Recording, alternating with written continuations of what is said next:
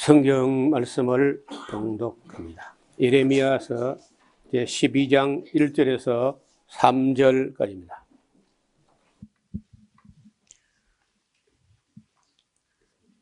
여호와여, 내가 주와 징변할 때에는 주는 의로우시나이다. 그러나 내가 주께 질문하옵나니 악한 자의 길이 형통하며 패역한 자가 다 안락함은 무슨 연고니까? 주께서 그들을 심으심으로 그들이 뿌리가 박히고 장성하여 열매를 맺었거늘 그들의 입은 주께 가까우나 그 마음은 머니이다. 여호와여, 주께서 나를 아시고 나를 보시며 내 마음이 주를 향하여 어떠함을 감찰하시오니 양을 잡으려고 끌어낸과 같이 그들을 끌어내시되 죽일 날을 위하여 그들을 예비하옵소서. 아멘. 그래서 장시간 40년 넘어 사역을 하면서 그 당시 세상에 보여지는 또 나타나는 그런 현실을 볼 때 역시 또 어떤 당혹함을 감추지 못하고 이래저래 고민하다가 마침내 하나님께 질문을 합니다. 이게 무슨 질문이냐 하면은 하나님하고 뭐 이야기를 해보면 항상 하나님이 옳다는 거예요. 그야 당연하지. 옳으니까 하나님이죠. 그래도 자기 예레미야는 풀리지 않은 의문이 있다고 토로합니다. 그 풀리지 않은 의문이 뭐냐 하면은 악한 자의 길이 형통하며 패역한 자들이 안락하면 이게 무슨 연고입니까 이게? 이게 이해가 안 된다는 거예요. 제가 누차에 걸쳐서 말씀드리는데 그 시대마다 가장 똑똑하다는 철학자들이나 신학자들이나 이런 사람들이 한결같이 하는 말이 부조리하다는 거예요. 세상이 뭐 잘못돼도 많이 잘못됐다. 부조리. 뭐 지난번에 알베르토 까미의 그 이야기, 그 세상이 부조리하다. 우리 또 성경에 보면요, 얼마 전에 우리가 봤던 하박국, 바벨론은 더 악한데 그 악한 바벨론이 항상 이기고 예루살렘 사람들은 맨날 잡혀가고 맞아 죽고 이게 무슨 일입니까? 시편 73편 기자도 똑같은 말 해요. 저 악한 사람들이 자고 나면 소가 태어나고 또 자고 나면 양이 태어나고 재산이 늘어난 건 자기 소원하는 것보다 더 늘어나고 이게 도대체 무슨 일이냐 이게. 역시 부조리라는 거, 부조리. 여러분 우리 주변에서 보면요, 못됐는데 잘 살아. 그 예레미야는 뭐 예레미야는 가장 정직하고 가장 성실하고 하나님 말씀을 순종하는데 이게 이 슬픔과 비애와 외로움과 고독과 무슨 결혼도 못하고 가족도 없고 위로받을 때도 없고 아무도 안 듣는 말씀을 40년 전하고 이게 무슨 일이냐는 거예요. 예레미야가 볼 때. 이게 말이 되냐.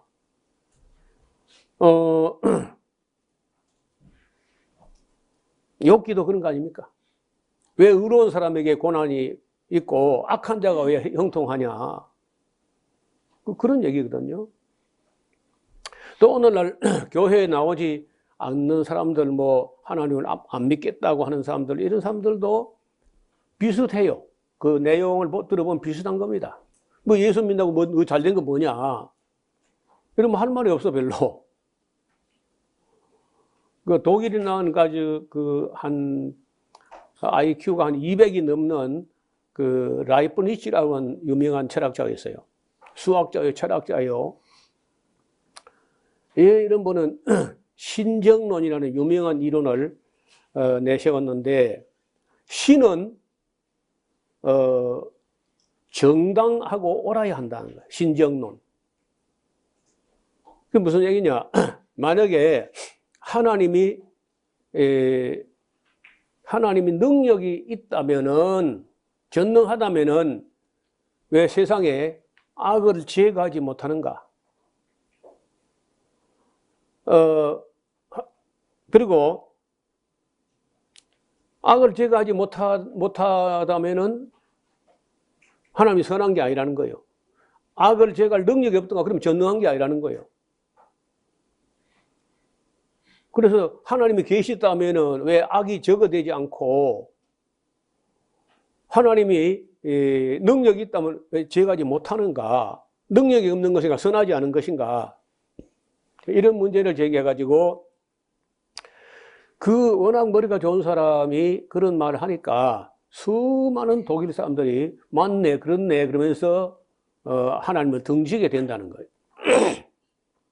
자, 이게 어디서부터 이런 오해가 출발했는가를 한번 따져보면은 우리가 보통 이제 뭐 기도할 때라든지 우리 교회는 좀 덜한데 다른 데서 들어보면요 기도가 그 인식이 잘못되니까 기도도 잘못되는데 뭐라 하느냐, 한 나라 민족의 흥망성쇠가 하나님 손에 달려 싸우며 인간의 생사학복을 주관하시는 하나님,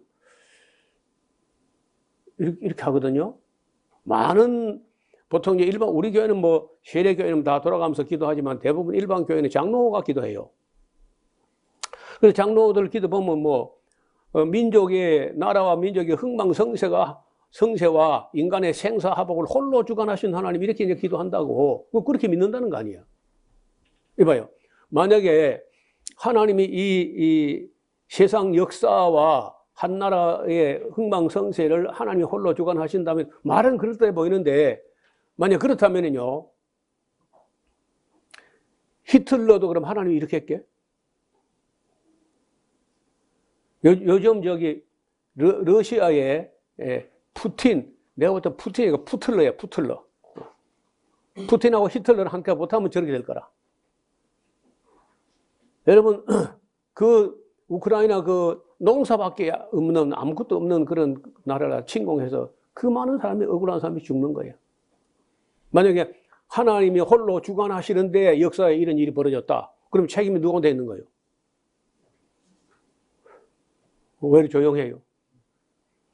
아니, 하나님이 나라와 역사와 민족의 흥망성쇠를 홀로 주관하는데 이런 일이 벌어졌다면 책임이 하나님께 있는 거죠. 맞아요? 그 말이 돼야 안 돼요? 안 되는 거지. 그러니까 또 어떤 사람의 생사화복을 하나님이 주장하시면요. 이태원에서 그 많은 사람이 죽었어. 생사화복을 하나님 주관하신다고? 그런 식으로 말하는 목사가 있어도 하나님께서 그들을 죽게 하셨다. 참새 한 마리도 하나님 허락하시면 떨어지지 않는데 하면서 하나님이 주관했다는 거예요.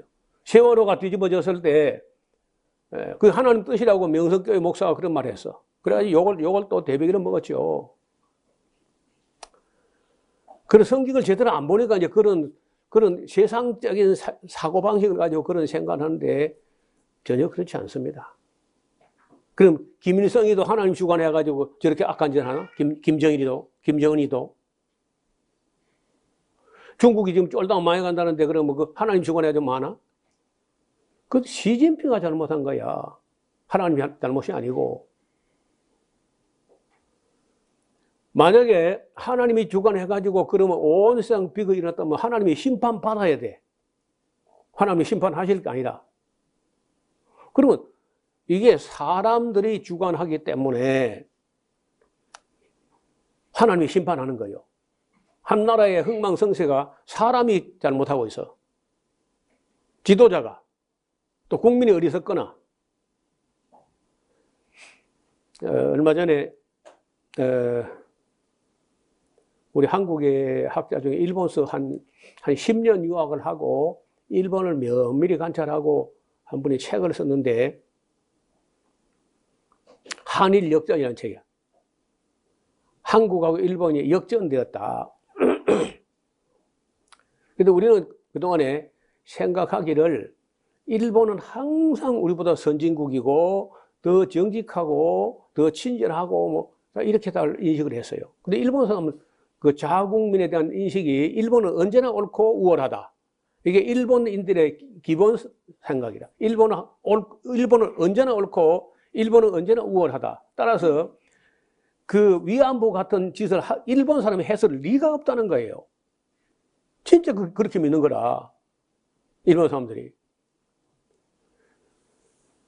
그런데 일본이 지금 한국에 역전당했는데 그 차이가 많이 나는 거예요. 개인 소득이 일본은 30년간 한 푼도 안 올랐어요. 물가는 2, 3% 올랐고 소득도 2, 3% 올랐는데 그들의 실제적인 개인 소득은 항복 못해. 많이 모자라. 그래도 아직도 그 일본이 한국보다 못 살 리가 없다는 거예요. 일본은 1등 국민이고 한국은 2등 국민이기 때문에 한국이 일본보다 더 산다는 거는 더 잘 산다는 건 말이 안 된다고 그렇게 믿는다는 거예요. 근데 실제적으로 모든 지표가 일본의 양심적인 학자들의 그런 발표나 논문에 이걸 다 정리해가지고 책을 냈는데 한일 역전 제가 다 읽은 거나 지금 읽어가는 중인데 일본이 많이 쳐졌어요, 진짜. 뭐 뒤쳐져도 한참 뒤쳐진 거라. 그리고 어쩌다가 들이대냐면요. 아날로그 시대에 돈 너무 많이 벌어가지고 너무 성공에 취해가지고 거기서 못 헤어나는 거라. 그럼 한국은 아날로그 시대에 일본 그럼 너무 많이 해라 하고 막 건너뛰어가지고 디지털 시대로 건너가 버리니까 일본보다 10배에서 30배, 100배까지 빨리 진행된다. 뭐든지 간에. 그리고 게임이 안 된다는 거예요. 그리고 저 사람들의 사고방식하고 영원히 못 따라온대요. 아신다시피 1차 산업혁명은 영국선하고 2차는 전기가 발견돼서 미국선하고 3차가 이 전자산업 하면서 일본이 주도하다시피 했는데 3차 산업혁명에 가장 성공한 나라가 일본이라 할 수 있는데 그러면요 디지털 시대 4차가 오니까 그러면 못 따라오는 거예요. 다시는 영원히 따라오지 못한다는 거예요. 지금 대만하고 일본하고 미국이 합해가지고 한국을 따라잡아 보려고 하는데도 일본을 연구한 사람 얘기는 영원히 불가능하다. 그렇게 보고 있더라고. 최근에 와서 그분이 쓴 책이 굉장히 아주 유명한 책이에요. 한일 역전이라는 책이 있습니다. 최근에 나온 책이에요. 그러니까 우리가 이 세상의 부조리라고 하는 것을 보는 눈이 있어야 되는데 이것은 하나님이 주관하는 게 아니고 인간들이 제 멋대로 주관하기 때문에 그래요. 인간들이. 그러니까 거기에 따라서 결과에 따라서 차이가 많이 나는 거예요. 그러나 그렇다고 하나님이 그 역사를 완전히 방치하느냐? 그건 그렇지 않다는 거예요. 보다 못하면요, 개입해요. 그걸 섭리라 그래요, 섭리. 모든 것을 하나님 모조로 다 주장해버리면 인간의 자유는 없어지는 거예요. 대부분은 인간의 자유입니다. 그리고 정치하는 사람뿐만 아니라 국민 수준, 민도가 어느 정도 뒷받침이 돼야 돼요. 국민 수준이 안 따르면 정치인들이 뭐 잘할 리도 없지만은 정치들이 여간 해도 민도가 너무 낮으면 잘 안 돼요. 그러면 거기에 비하면은 한국은 놀라울 정도로 민도가 발전됐다는 거예요. 대통령을 잡아다가 뭐 하회를 쫓아내는 것도 하고, 대통령 2명씩이나 또 2명씩, 4명씩이나 감옥에 쳐넣기도 하고, 그런 나라가 한국이라는 거예요. 그 미국도 안 되고, 일본도 안 돼. 영국에서 한번 왕을 처단한 적이 있지만은 프랑스하고, 그 외에 어떤 나라도 한국처럼 대통령을 감옥에다 집어넣는 그런 일은 잘 안 했어요. 그래서 한국은 여러 가지 아직도 많이 미흡하지만은 그래도 다른 어떤 나라보다 주인의식이 있는 수준이에요. 민도가 많이 향상됐다는 거예요. 예레미야 같은 분은 이제 이런 말을 하고 하나님이 답을 그럼 깨운하게 했느냐.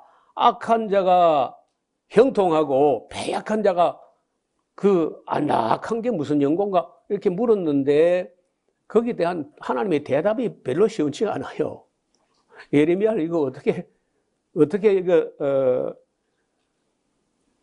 의식 개혁을 해가지고 이런 질문 안 하게 좀 성숙하게 하게 되고 이게 쉬운 일이 아닙니다. 예레미야는 2절에 주께서 그들을 심으심으로 그들은 뿌리가 박혀가지고 잘 흔들리지 않는다는 거야.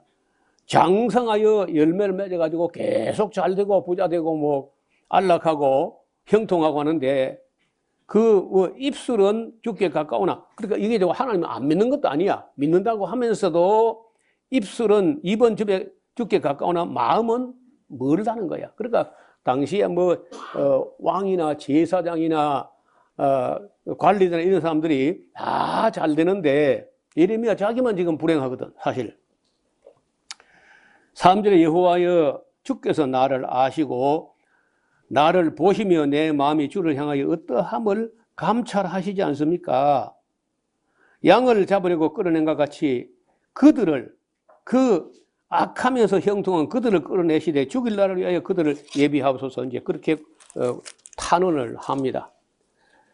언제까지 땅이 슬퍼하며 온 지방은 채소가 마르니까 짐승과 새들도 멸절하게 되어사오니 이는 이 땅 거민이 스스로 말하기를 그가 우리의 결국을 보지 못하리라 함이니이다.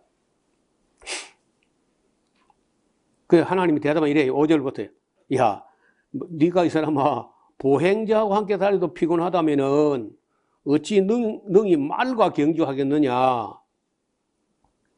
네가 평안한 땅에서는 무사하려니와 요단의 창일한 중에는 너 어찌할래.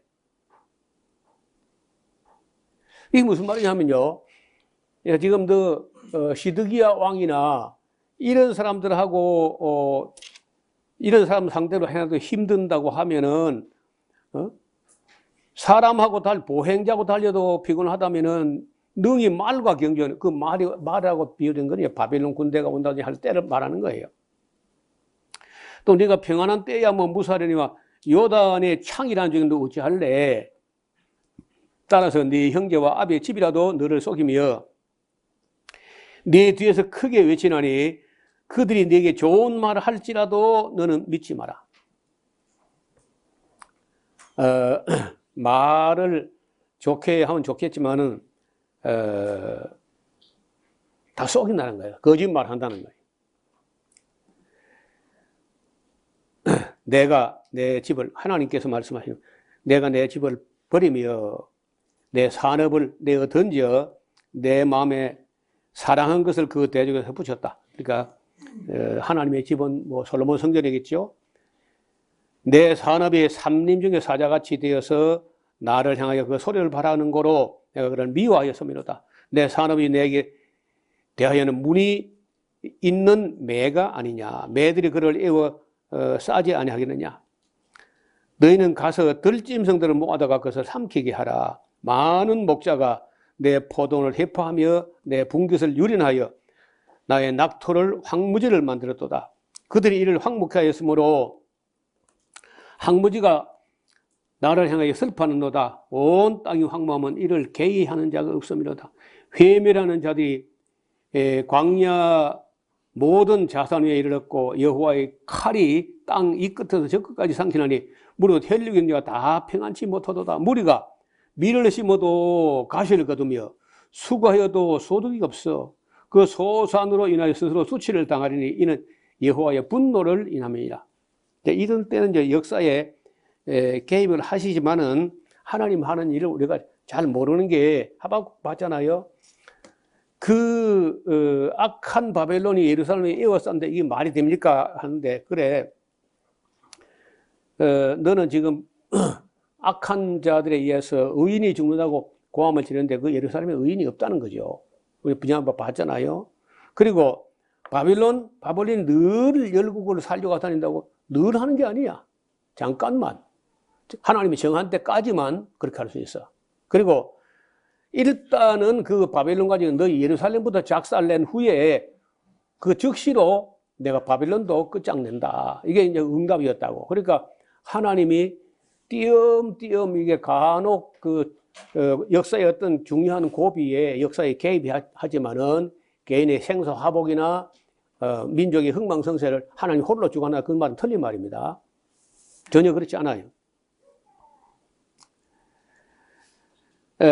14절 내가 내 백성 이스라엘 산업으로 준 산업을 다치는 나의 모든 악한 이웃에게 대하여 나 여호와가 이같이 말하는 보라 내가 그들을 그 땅에서 뽑아버리겠고 유다 집은 그 중에서 뽑아내리라. 내가 그들을 뽑아낸 후에 내가 돌이켜 그들을 긍휼히 여겨서 각 사람을 그 산업으로 각 사람을 그 땅으로 다시 인도하리니 그들이 내 백성의 도를 부지런히 배우며 사시는 여호와 내 이름으로 맹세하기를 자기들이 내 백성을 가리켜 바알로 맹세하던 같이 하면은 그들이 내 백성에게 세움을 입을 것이다. 그러니까 지금 이제 바벨론을 가지고 다 멸하고 얼마를 사로잡아 가서 그 중에서 제대로 하나님을 찾는 사람이 있다면 그들은 다시 바벨론에서 데려와서 이곳에 살게 하겠다. 그런 말이죠. 그들이 그리하지 아니하면 내가 반드시 그 나라를 뽑아 멸하리라 여호와의 말이라. 그 어떤 심판은 빨리 진행되고 어떤 심판은 더디 진행되고 상당 기간은 그냥 하나님께서 사람 손에 그만두고 본다는 거예요. 그리고 잘못되면은 때로는 역사에 개입하지만은 사사건건 모든 일을 하나님이 홀로 주관한 것은 아니다는 것을 잊지 마셔야 됩니다. 13장입니다. 한 번은 하나님께서 너 시장에 가서 배로 만든 허리띠를 하나 사라. 그리고 사왔더니 예레미야 보고 너 그걸 가지고 유브라데까지 가라.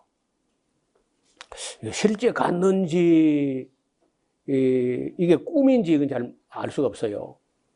배띠 하나를 가지고 그 예루살렘 땅에서 유브라데 강가에까지 가서 그 바위 밑에 그 띠를 파묻어 놓고 오라는 거예요. 그 파묻어 놓고 왔는데 얼마 지난 후에 너 가서 네가 파묻었던 그 띠를 다시 꺼내봐라. 그래 꺼내봤더니 팍 사가버렸어. 못 쓰게 돼버렸어. 그때 하나님께서 사람의 허리띠가 그 사람에게 속한 것 같이 너희 이스라엘 백성이 내게 속한 거야. 근데 내가 너희 유대인들을 바벨론에 잡아 보내가지고 70년간 푹 삭게 만들어가지고 교만이 썩어 문드러지게 하겠다. 그런 얘기인 거예요. 근데 이건 이제 예레미야가 꿈에 이제 그렇게 경험을 한 것인지 실제 배띠를 사가지고 바벨론 어느 바위 밑에 갔다가 유브라데 강가에 무슨 바위 밑에 감추었다가 그게 썩은 걸 이제 꺼내봤다는 말이지 뭐 확인할 길이 없어요. 예레미야가 뭐 지금 우리 만날 수 없으니 모르겠는데 어떻든 그런 이야기가 13장입니다. 그러니까 때로는요 사람의 그 교만한 게 잘 안 없어져. 그런데 이제 무슨 큰 환난을 당하거나 사고를 당하거나 부도가 나거나 병들거나 뭐 감옥 가거나 어떤 이런 어떤 하나 어떤 전환될 만한 어떤 그런 일이 생겨가지고 그 교만이 팍 사가가지고 그렇게 되는 수가 있죠. 8절에 여호와의 말씀 내게 하면 나 여호와가 말하는 내가 유다의 교만과 예루살렘의 교만을 이같이 썩게 한다는 뜻이다. 이 악한 백성이 내 말 듣기를 거절하고 그 마음에 강팍한 대로 행하며 다른 신들을 쫓아 그를 섬기며 그에게 절하니 그들이 이 띠에 쓸데없음 같이 될 것이다. 그래서 나 여호와가 말하노라 띠가 사람의 허리에 속한 같이 내가 이스라엘 온 집과 유다 온 집으로 내게 속하게 했어. 그들은 내 백성이 되게 하며 내 이름과 칭예와 영광이 되게 하려 하였으나 그들이 듣지 않았다. 그러므로 너는 이 말로 그들에게 이르기를 이스라엘 하나님 여호와의 말씀에 모든 병이 포도주로 차리라 하셨다 하라. 그러면 그들이 이르기를 그 모든 병이 포도주 차지 우리가 어찌 알지 못하리요. 그거 다 아는 사실 아니야. 이렇게 할 텐데 너는 다시 그들에게 이르기를 여호와의 말씀에 보라. 내가 이 땅의 모든 거민과 다윗 위에 앉은 왕들과 제사장들과 선자들과 예루살렘 모든 거민으로 잔뜩 취하게 하고 또 그들로 피차 충돌에 상하게 하되 부자 간에도 그러하게 할 것이라. 내가 그들을 불쌍히 여기지 아니하며 관용치 아니며 아끼지 아니하고 멸하라 하셨다 하라. 여호와의 말이니라. 그래서 집안이 망할 때 보면요 대개 가정 불화, 나라가 망할 때 보면 내전. 지금 시리아 같은 나라가 파워가 4갈래 5갈래 나눠가지고 시리아가 내전이 벌어져 있다고요. 그 아프리카에도 아직도 내전하는 데가 많아. 소말리아를 비롯해가지고 예수님께서 스스로 분재하는 나라마다 망한다는 거예요. 그래서 이스라엘도 어떻게 이제 분재하느냐? 친애굽파, 친바벨론파 이래가지고 이제 싸운다고 또. 우리나라 봐요. 친소파, 친미파 이렇게 싸우고 있는 건 아직도. 그래도 어떻든 간에 그 북한 땅에 옛날에 기독교가 앞섰거든. 남한보다 기독교가 앞섰는데 어떻게든지 간에 북에서 어떤 이런 혁명이 일어날 때 기독교인 중에 눈이 뜨이고 의식이 깨진 사람들이 거의 다 남쪽으로 내려왔어요. 내려오는데 부산으로 제일 많이 내려왔어. 부산에. 서울도 있지만 부산으로 많이 내려왔다가 다시 나오려 서울로 올라가고 했는데 제가 부산에서 신학교도 하고 그 부산에서 이 남한 내려온 북한 사람들이 가장 많은 지역이 부평동 옛날 그 부자들이 있는데 거기에 부산 영락교회 같은 데가 이북 사람들이 주축을 이루고 있어요. 그 사람들 예를 들어보니까 그 북한 평양에 있다가 6.25 때 이래가지고 이제 부산에 와서 보는데 부산 사람들이 무식하기 짝이 없더라는 거예요. 북한 사람이 훨씬 앞서요, 범사에. 이 사람들이 깨어가지고 내려온 거라. 그렇지, 뭐 그 사람들 개인으로 봐서는 북한에 있었던 것보다 남한에 내려온 게 100번 잘 됐는데 한편은 내려와 버릴 게 아니라 그 사람들이 거기 남아 있었다면은 남아 있어가지고 바른 일을 했다면은 김일성 일가가 3대까지 저렇게 세습이 갔겠나?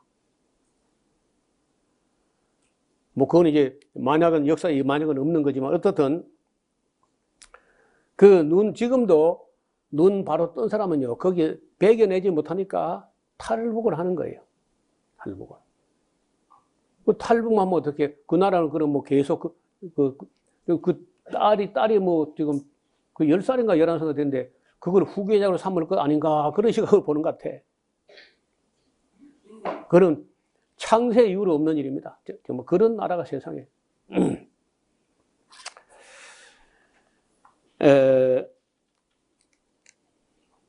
백성들의 교만도 문제야. 15절 너희는 들을지어다 귀를 기울일지어다 교만하지 말지어다. 이 인간이요. 제가 얼마 전에 설교 제목이 교만하면 망한다 하는 설교도 한 적이 있어요. 교만하지 말지어다. 여호와께서 같이 말씀하시는데 그가 흑암을 일으키기 전에 너희 발이 암흑한 선에 거치기 전에 너희 발하는 빛이 사망의 그늘로 변하여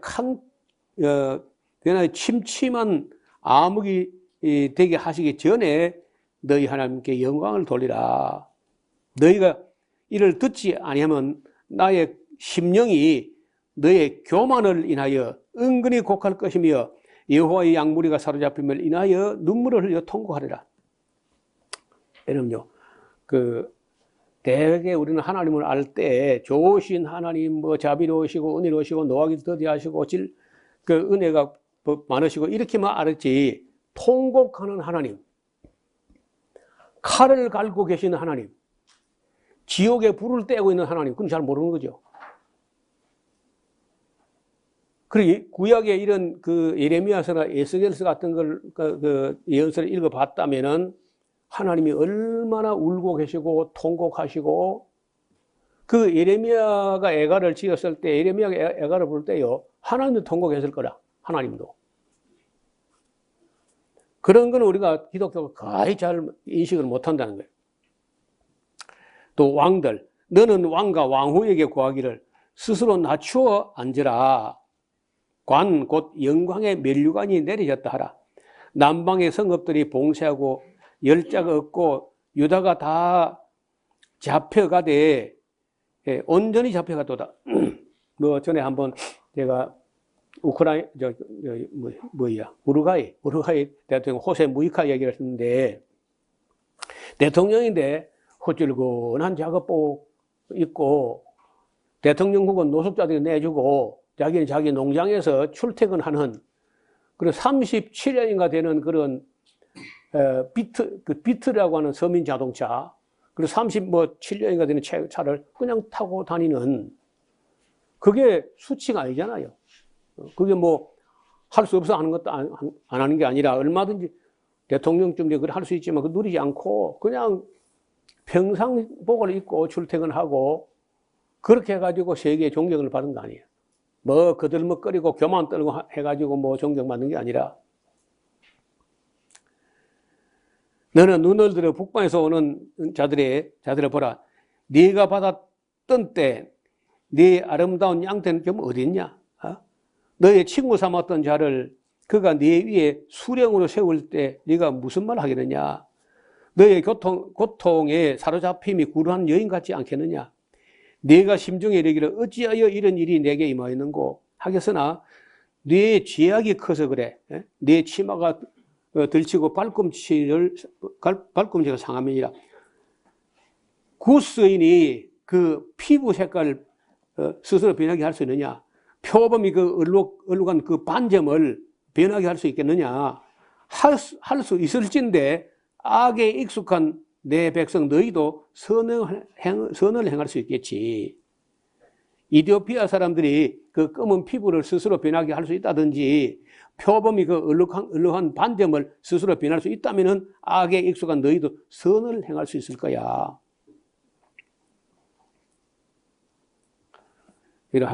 한 번은 부자 청년이 예수님 찾아와가지고 선한 선생님이여 이렇게 한 적이 있잖아요. 그래 예수님 대답이, 이 사람아, 자네가 나를 어떻게 선하다고 하는가? 선한 분은 한 분밖에 없다네. 사람의 선은요 대부분 위선에 불과해요. 너나 할 것 없이 사람의 선은 절대 선이 아니야. 거의 위선에 가깝다는 거예요. 그러므로 내가 들어 사막 바람에 불려가는 초계같이 흩으리로다. 여호와께서 가라사대 이는 네 응덕이라. 그 인과에 대한 인과 관계가 있다는 거야. 응덕이라. 내가 헤아려 정하여 네게 준 분깃이니 네가 나를 잊어버림으로 거짓을 신뢰하는 연고라. 아까 이 교만 얘기를 했는데, 여러분 교만이 뭐 내가 최고다, 내가 잘났다, 이게 교만이 아니고, 최고 교만이 뭐냐? 하나님 말씀을 무시하는 거예요. 여러분, 하나님 말씀을 무시하는데 누구를 무시하지 않겠습니까? 성경에는 그렇게 기록됐지만서도 하면서 이제 딴짓하면요, 그 하나님보다 자기가 높다는 거야.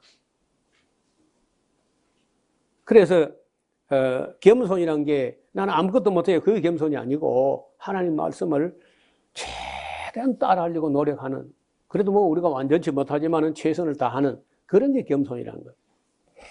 또 더 나아가서 사람의 말이라도 옳으면 달게 듣는, 그게 겸손인 거예요. 교만은 사람은 말할 것도 없고 하나님 말씀까지 무시한다면 그 교만의 극치가 되는 거죠. 26. 그러므로 내가 네 치마를 네 얼굴에까지 들쳐서 네 수치를 드러낼 거다. 내가 너의 간음과 사특한 소리와 들의 작은 사녀에 행한 네 음행에 비루하고 가증한 것을 보았노라. 화이슬진저 예루살렘이여, 내가 얼마나 오랜 후에야 정결하게 되겠느냐? 아직 정결하게 안 됐어. 아직. 앞으로도 힘들어요. 얼마나 오랜 세월이니? 천년왕국 때까지 가야 돼. 우리가 사는 이 역사선상에서 예루살렘이 정결하게 되기는 어렵다는 거예요.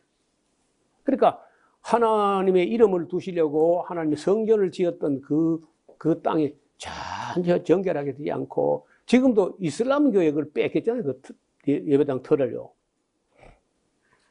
만약에 그걸 건드리거나 그 성전을, 그 황금돔 사원을 이스라엘이 뭐 폭탄을 가지고 때려 부순다고 하면은, 그럼 바로 이제 3차 대전 일어납니다. 그 내가 볼 때 눈에 가시 같아, 그게. 감남산 기슭에 만국교회라는 교회가 있어요. 거기서 딱 예루살렘 쪽을 바라보면은 큰 눈에 거슬리는 게 옛날에 솔로몬 성전터에 이슬람 사원이 떡 서 있는 거예요. 황금돔으로. 93년도 제가 갔을 때는요, 그 황금돔 사원의 그 지하실에 이삭을 이렇게 바칠 때 그 바위 위에서 불사를 했다는 그 바위가 보존되어 있는데 그 바위가 지하실 한가운데에 보존되어 있는 거예요. 그런데 이슬람교에서는 그걸 뭐라고 이제 우기냐면 그 마호메드가 사우디아라비아에서 예루살렘까지 날아가가지고 거기서 하늘로 도약했다는 거예요. 날아 올라갔다는 거예요. 그래서 그게 두 발자국터가 있다 뭐 이런 식으로 사람들을 속이는 거예요. 다 속이는 거예요. 전부 다. 이런 힌두교 그 속이는 겁니다. 이런 불교 그 속이는 거예요. 가톨릭 그 속이는 겁니다. 짜이나교 시크교 다 속이는 거예요. 그 기독교 거짓방은 그 다 속이는 겁니다. 다. 사람마다 다 속인다는 거예요. 교만하고 거짓되고 속인다. 그래서 이 예루살렘이 망할 수밖에 없다는 얘기를 하는 겁니다. 예레미야는 그 어떻든 악한 자가 형통하고 패역한 자가 안락한 거 이게 무슨 일이냐고 이렇게 물었지만은 그 하나님의 대답은 그것도 얼마 안 간다는 거야. 그 악한 자가 형통한 거나 패역한 자가 안락한 것도 오래 안 간다. 또 의인이 고난 받는 거 그것도 오래 가는 거 아니야. 14장은 다음 시간에 보겠는데 그 14장 보면요. 예레미야가 하나님을 보니까 하나님도 어찌할 바를 알지 못하고 벙벙하는 자 같이 앉아 있다는 거예요. 예레미야 표현이 그래. 왜 하나님이 돼가지고 구원치 못하는 용사같이 벙벙하는 자 같이 그러고 있습니까? 우리 인간들의 타락하고 악할지라도 그래 하나님 일을 해야 되지 않습니까?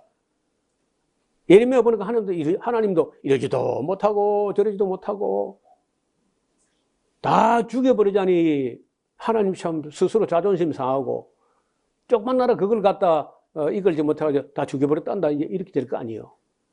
놔두고 보자니 인간은요 거듭 악을 행할 것이고 교만할 거라. 그러니까 이러지도 못하고 저러지도 못하는 그 딱한 하나님 모습을 그리고 있는 이야기가 14장 이하인데 읽어보시면 다음 시간에 같이 살펴봅시다. 자비로우신 하나님 아버지, 예레미야나 하박국이나 그 누구라도 이 땅에서 벌어지고 있는 이 부조리한 이 역사 현장을 보면은 사람들마다 그런 회의가 들고 하나님이 계신다면 어떻게 이럴 수 있는가 하고 의문을 품는 것 같습니다.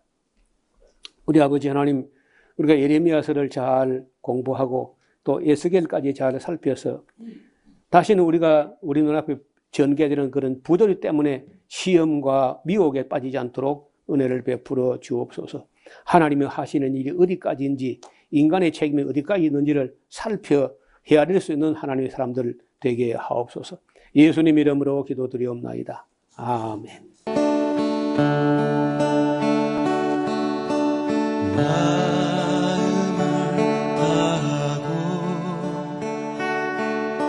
성품을 다하고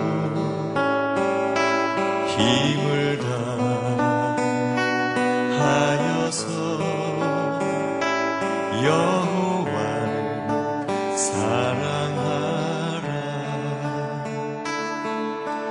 내게 준 계명을 마음에 새기고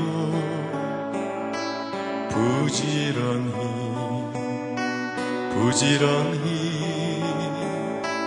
이웃에게 전하여라.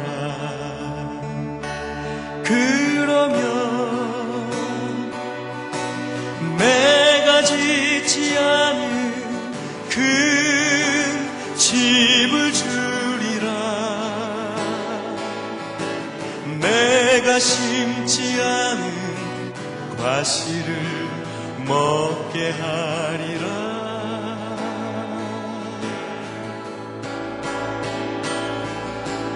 그러나 한 가지